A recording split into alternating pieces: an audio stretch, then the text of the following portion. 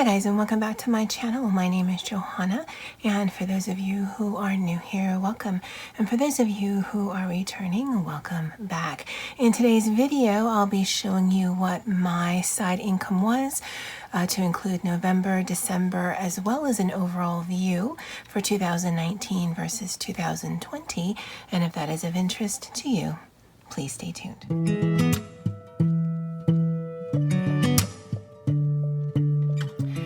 Okay, I'm hoping this will be a relatively quick video. I was gifted this by my coworker for Christmas. We did exchange stocking stuffers, and so I decided to keep all of my side income budgeting in here. I actually have access to all of the information both on YouTube, Google AdSense, as well as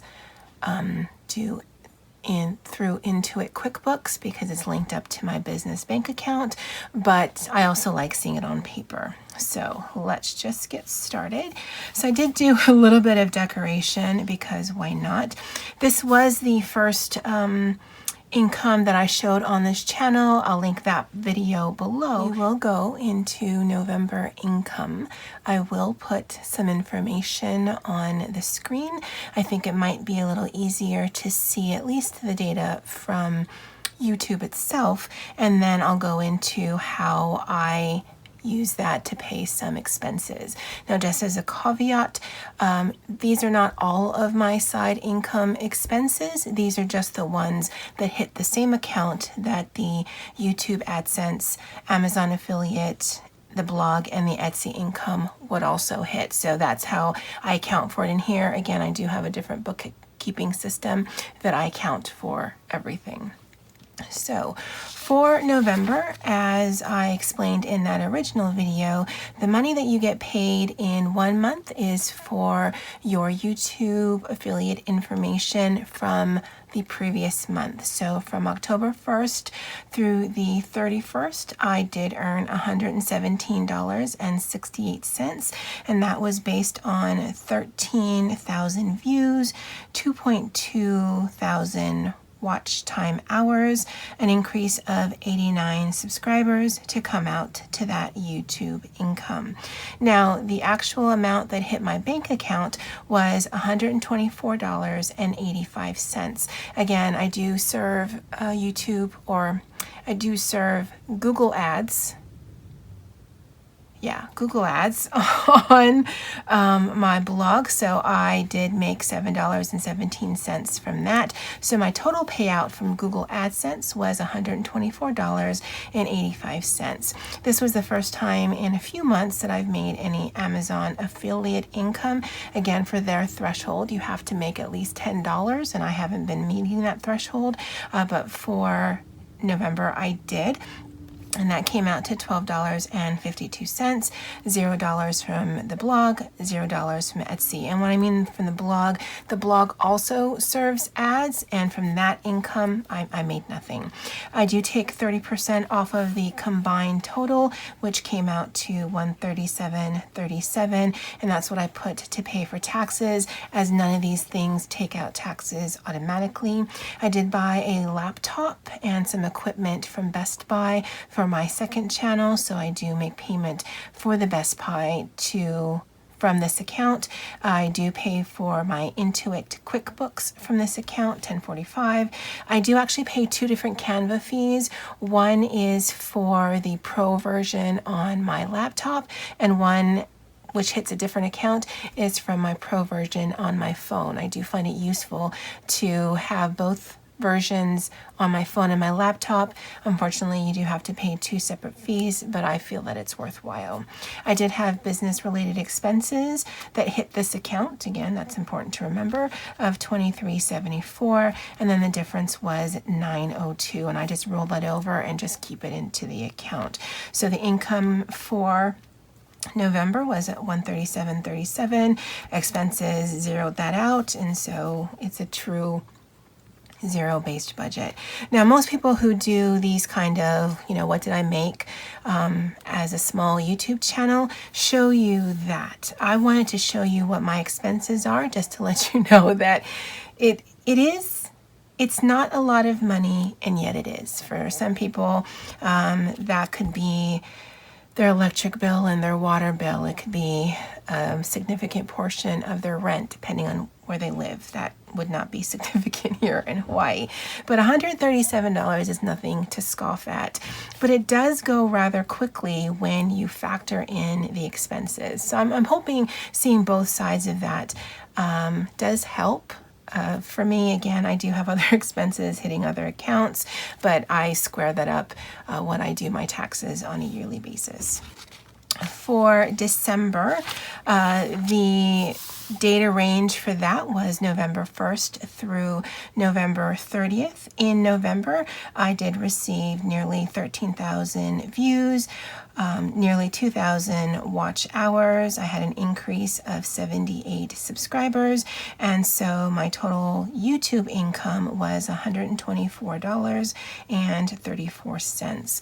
The Google Ads shown on my blog also gave me a payment of $10.36, and then my Amazon affiliate income was $18.12. So my total income for December, and what I mean by that is I received the payment in December. So this Amazon affiliate income is always actually 2 months behind. The YouTube information is always a month behind, but the blog information is up to date. But it doesn't matter to me where it's pulling from. What matters to me is when it's paid. So I consider this my December income. And so my total income was $152.82, again, from my side projects. 30% of that is $45.87. Best Buy, $40 payment towards the credit card. Intuit and Canva are just fixed expenses of $10.45 and $12.95 respectively. I did have some expenses via Amazon and Target that totaled to $37.97, and then I rolled over the difference of $5.58. And what I use that rollover for is if I have either unexpected expenses that hit that account, if I use that card, or if for whatever reason I don't have income coming in by way of any of my side income projects, then I use that to help pay for the Best Buy payment, because again, I prefer to have it come from this account. Now, what I think is interesting is to look at what the numbers are for year over year. So for 2019, I had 181,000 views, and that's for the entirety of 2019. I had 26.2 thousand watch hours. I had an increase in subscribers by 2.3 thousand. Yeah, I think that's right. And my total revenue for 2019 was $858.97. Now, looking at the same stats for 2020, I had fewer views, so 174,000 views. My watch hours were about the same, about 26,000 views. I increased my subscribers by 1.2 thousand, and my revenue was $1,182.04. Now, it definitely seems like year over year there was an increase, and obviously there was. However, in 2019, I became eligible for monetization in July 2019. I received my first payment from Google AdSense on September 23rd, 2019. And there's an error there. So even though I made more year over year, I actually, if you factor it and average it over the year, I made less, because in a shorter amount of time, I made nearly $900. I was fully monetized this entire year, and I made $1,100. Now again, I am thankful for all of you for watching and giving me the opportunity to earn that income. But between March and about September, I wasn't actually making any side income on a regular basis. Well, no, that's not true. I would make side income from YouTube, which is the biggest pool of income that I have for my side projects, every other month, because I would not meet that $100 threshold in order to get a payment. And so during March and September, there was a lot going on, if you guys remember that time frame last year, but also I was not uploading as much because I was also going through some things. So yeah, I thought this was interesting when I actually looked at the data. I thought this would be a little bit more. I thought that would be a little bit less, but looking at it, it does make sense.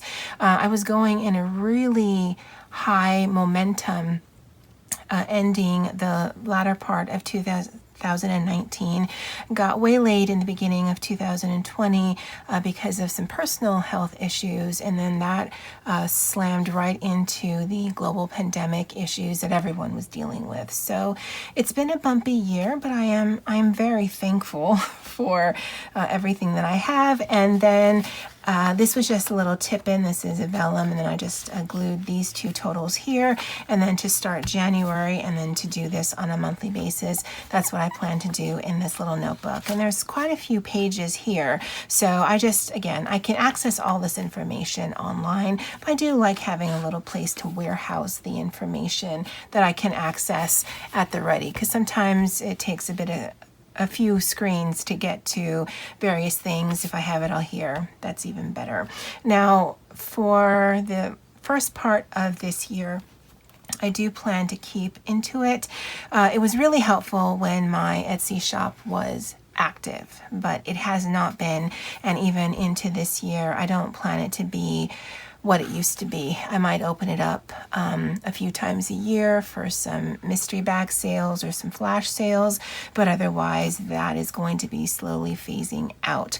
And so for me, there's no point in keeping this once I get past this year's taxes, because again, it does have all of the information from last year, and then I'm going to stop that. So eventually that will be a line item that I will stop. For Canva, again, I still feel it's useful, so I'll continue to pay that monthly fee. I'd love to know if you guys have any questions below. That's it for me for now. And as always, aloha.